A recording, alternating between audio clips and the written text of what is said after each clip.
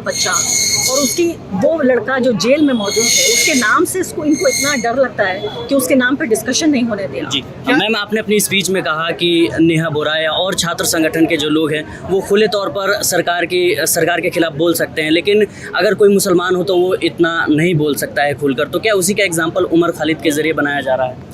Certainly, देखिए पहली बात तो ये है कि डर जो है वो इन्फेक्शियस होता है, यानी उसका संक्रमण होता है, डर फैलता है। आपको डर लग रहा है तो आप यकीन जानिए, एक बार कोई यहाँ इस हॉल से भागने लगे, आप देखिएगा सब बिना पूछे हुए कि क्या हुआ है भागने लगेंगे।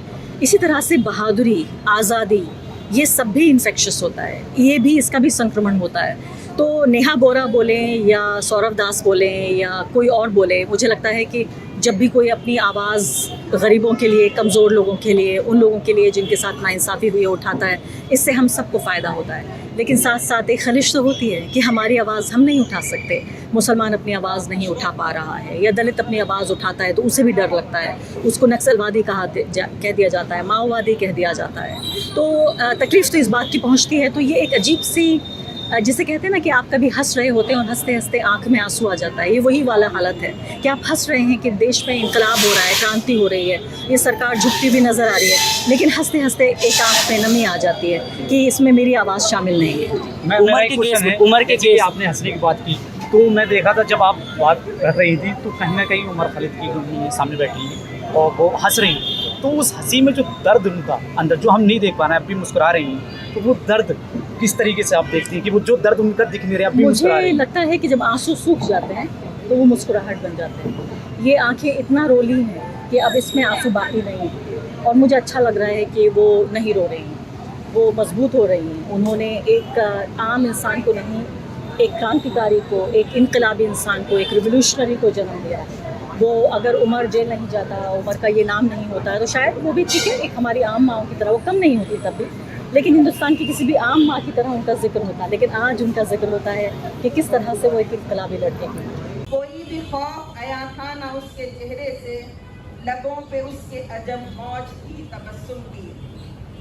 वो मौज गर्क थी जिंदान की खामोशी जिसमें, वो मौज जिसमें छुपी थी फिजा की सफ़ा की, वो मौज जिसमें निहा मौसमों की शिद्दत थी, वो मौज जिसमें बहारों के काफिले गुम थे, वो मौज जिसमें रवां माँ के गम का दरिया था, वो मौज जो थी निशाबाब की मोहब्बत का, वो मौज रक्सा की बहनों की आरज़ू जिसमें, वो मौज महफिले यारा की जिसमें यादें थी, वो मौज पूछ रही थी कि जुर्म क्या है मेरा, वो मौज पूछ रही थी कि जुर्म क्या है मेरा, हजार जुल्म सितम ने मुझे है क्यों घेरा, लगी है क्यों ये ज़बान खोलने पे पाबंदी, लगी है क्यों ये ज़बान खोलने पे पाबंदी, है दूर क्यों भला तकदीर रंग बूझ से, उमर जो सहने अदालत से आज गुजरा तो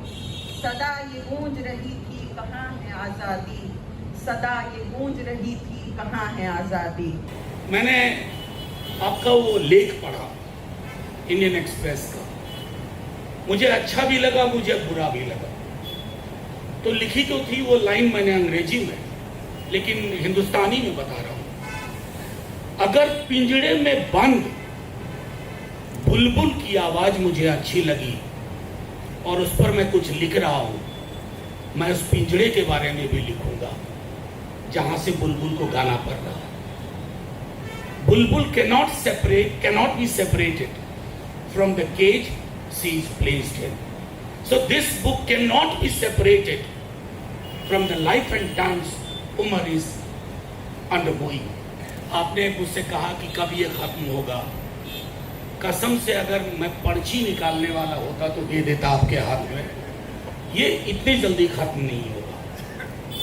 ये खत्म सिर्फ किताब लिखने से नहीं होगा, किताबों को पढ़ने से नहीं होगा। ये खत्म पॉलिटिकल पार्टी के भरोसे भी नहीं होगा। अगर मैं ये साफ साफ कहूं, हम एक ऐसे पैराडाइम के दौर में जी रहे हैं, उस पैराडाइम का तोड़ एस्टैब्लिश्ड पॉलिटिकल पार्टी के पास नहीं है, नए नवेलों के पास भी नहीं है।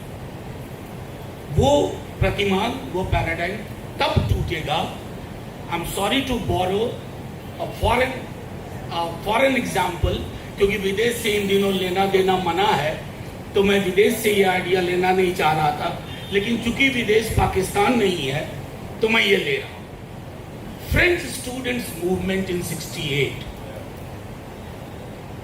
they did something and they changed French society. क्योंकि मौसम है इनकलाब का, डिसेंट की खुशबू हमारी फ़िज़ा में है। और आप ये देखिए कि जितना पिछले 50 दिन में इनकलाब जिंदाबाद के नारे हमने सुने हैं, कहे हैं, रिकॉर्ड किए हैं, ब्रॉडकास्ट किए हैं, मुझे याद नहीं पड़ता कि NTCA NRC मूवमेंट के बाद जो इस जनरेशन के लिए उनका पहला इनकलाब था, अब उनसे भी नई और बहुत ख़तरनाक जनरेशन आ गई है। मैं सोच रही थी ट्विटर पे कुछ लोग उनके कमेंट्स में पढ़ रही थी, छोटे छोटे अकाउंट्स थे और ज़्यादातर मुस्लिम नौजवानों के अकाउंट्स थे।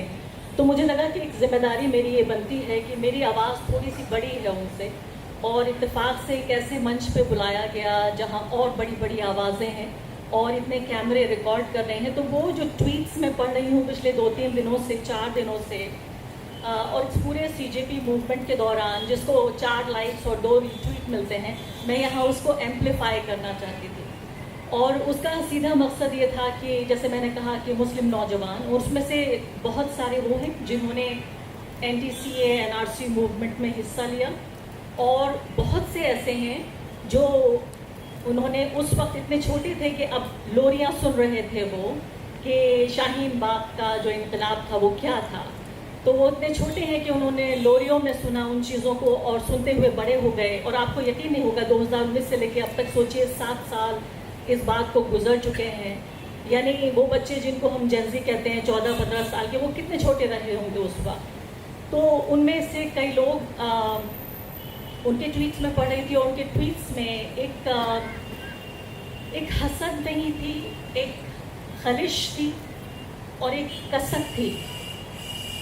और नेहा बोरा के, खासकर नेहा ने एक अपना 2-3 मिनट का एक वीडियो शायद कोलकाता से पोस्ट किया था। उसके बाद कई मुस्लिम नौजवानों को मैं पढ़ रही थी कि वो क्या कह रहे हैं उस पर। और Neha being Neha, I mean as brave, as courageous, as articulate as she is, इतना अच्छा लग रहा था। मतलब मैं जब भी नेहा को सुनती हूँ ऐसा लगता है कि कानों में जैसे कोई शहद घुल गया हो।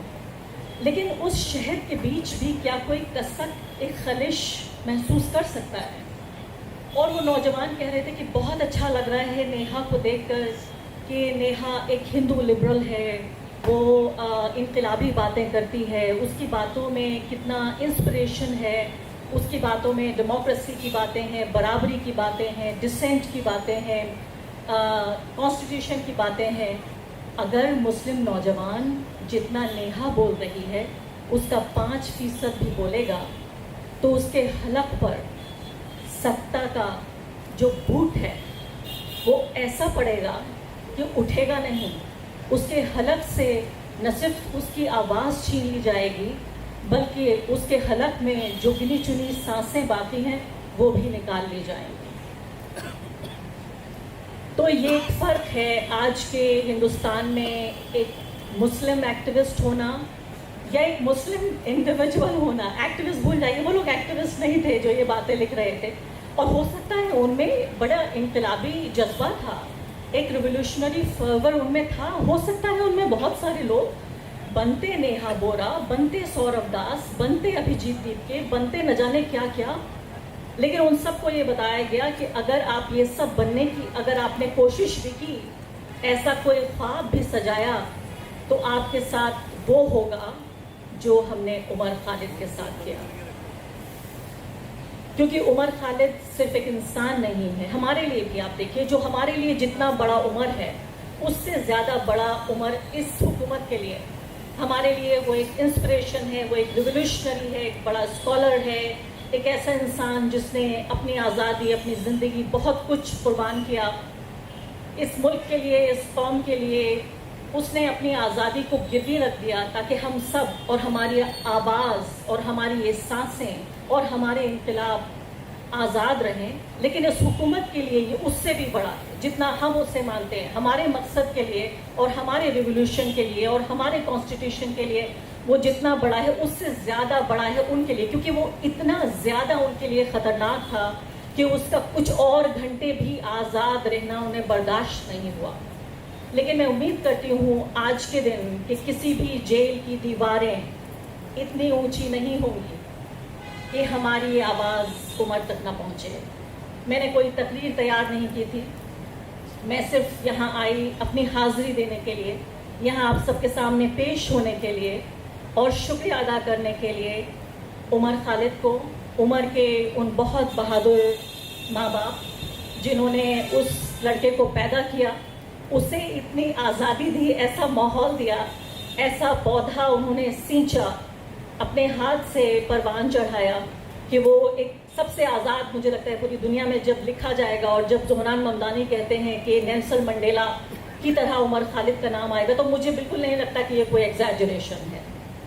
तो जब ये हिंदुस्तान के नेल्सन मंडेला को पाल रहे थे तो उन्होंने वो आज़ादी दी उसको कि वो सोच सकता था एक आज़ाद मर्द की तरह, एक आज़ाद हिंदुस्तानी की तरह। फिर मैं शुक्रिया अदा करना चाहती थी उन टीचर्स को जिन्होंने उस एक आज़ाद दिमाग और दिल और उस इंसान को इस तरह से उसको एक संजोया, समारा, बनाया और एक ऐसी चीज़ में तब्दील कर दिया। जैसे मैंने कहा कि हमारे लिए जितना बड़ा इंस्पिरेशन है उतना ही ज़्यादा, इतनी मतलब सोचिए वो हुकूमत जिसके पास सब कुछ है, जिसके पास पुलिस है, अदालत है, पूरा का पूरा मीडिया है, इन्वेस्टिगेटिव एजेंसीज हैं, वो एक उमर नहीं 1000 उमर को खामोश कर सकते थे, लेकिन एक एग्जाम्पल बनाया। तो मैं उन टीचर्स को शुक्रिया अदा करना चाहती थी और उस सबसे ज़्यादा एक थोड़ी सी जलन हो रही थी उमर के दोस्तों से। मैं रश कर रही थी कि उमर तो उमर था लेकिन उसके दोस्त कितने हसीन लोग हैं, कितने अच्छे दिल दिमाग के, रोशन दिमाग के लोग हैं, इस तरह के इवेंट को ऑर्गेनाइज कर रहे हैं और उमर की याद को हम सब के सामने ज़िंदा रखे हुए हैं। हम सब, मुझे मालूम है, इंडिविजुअली उमर को हमेशा याद रखते हैं, लेकिन कलेक्टिवली एक तरह के त्यौहार के तौर पर हर कुछ दिन बाद उमर को मनाने का एक त्यौहार, एक कार्निवल के तौर पर उमर की आज़ादी का, उमर की स्कॉलरशिप का, उमर की कुर्बानी का, उमर के जज्बे का, उमर के इनकलाब को का जश्न मनाने के लिए हम सब यहाँ पर मौजूद हैं। ये काम उमर के दोस्त करते हैं। मैं बहुत बहुत शुक्रिया उमर के दोस्तों का अदा करना चाहती हूँ। और एक गज़ल के चंद शेर, मुझे लगता है जब बहुत कुछ कहने के लिए हो और वक्त ना हो, वक्त की कमी है मुझे मालूम है यहाँ, तो मैं ज़रा बस ये 2 मिसरे पढ़ना चाहती हूँ। अमीर कज़लबाश के ये बहुत मशहूर नहीं है, इसलिए मैंने सोचा कि इनको पढ़ना और भी अच्छा है। वो कहते हैं कि मक्तल में दबाना जो चाहा फिर जुल्म का किस्सा जाग उठा, मक्तल में दबाना जो चाहा फिर जुल्म का किस्सा जाग उठा, हर जख्म छुपाकर बैठ गए तो खून का दरिया जाग उठा, हर जख्म छुपाकर बैठ गए तो खून का दरिया जाग उठा, हम दिल का फसाना कह न सके, हम दिल का फसाना कह न सके और आखिरी शब तक रो न सके, हम दिल का फसाना कह न सके और आखिरी शब तक रो न सके, जब खामोशी ने दम तोड़ा, आगे सुनिएगा, जब खामोशी ने दम तोड़ा एक महशर बरपा जाग उठा। जंतर मंतर पर एक महशर बरपा ही हुआ। और क्या हुआ? जब खामोशी दम तोड़ रही थी तब एक महशर बरपा जाग उठा। जो आग बुझी सी लगती थी, जो आग बुझी सी लगती थी सीने के कोने में कहीं, सीने के किसी कोने में कहीं, जो आग बुझी सी लगती थी सीने के किसी कोने में कहीं, एक ठंडी हवा का झोंका लगा, एक ठंडी हवा का झोंका लगा और फिर वो शफक सा जाग उठा। आज उमर हम सब के बीच जाग रहा है और जैसे मैंने कहा कि किसी भी हुकूमत में इतनी ताकत नहीं है, किसी जेल की दीवारें इतनी ऊंची नहीं